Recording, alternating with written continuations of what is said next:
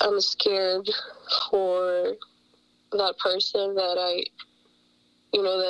didn't meet, but my mom met, that, because that's not what people do. 22-year-old Yolanda Jaimes speaking about the side of her father that came out. Jose Villa de Nova charged with the murder of his wife, Yolanda Jaimes. Yolanda had come to visit in June, and the whole family had plans one weekend. I just wish I could have taken care of her. I wish I could have been here sooner. I wish I could have gotten here a day sooner or two. According to the affidavit, on June 24th, Yolanda reported her mother missing.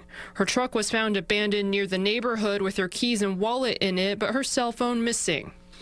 It looked like someone else had driven the truck. When police interviewed Jose, the officer noticed a bright red smear on the hallway bathroom door that he believed appeared consistent with dried blood.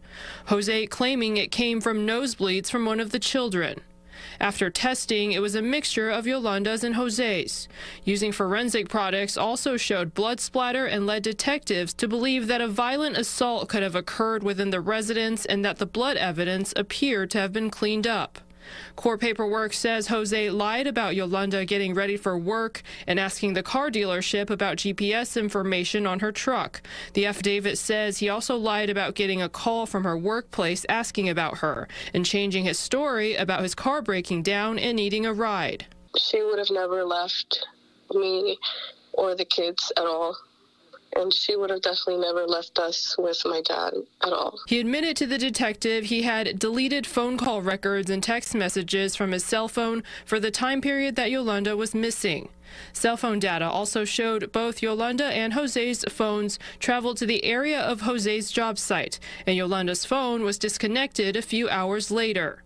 Yolanda's body was found on the 28th, her clothes bloody and partially burned nearby. There's things that were obvious that I didn't put together until probably like a month later when I think back and I think more about what happened and just the way he was acting. As Yolanda remembers her mother, she was beautiful, funny, loving, hardworking. She has a request. And just be kind about what you say, even against my father.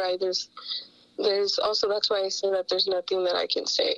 And her message to others? There's like a man in anyone's life that is just violent or emotionally abusive, verbally abusive in any way, to just leave.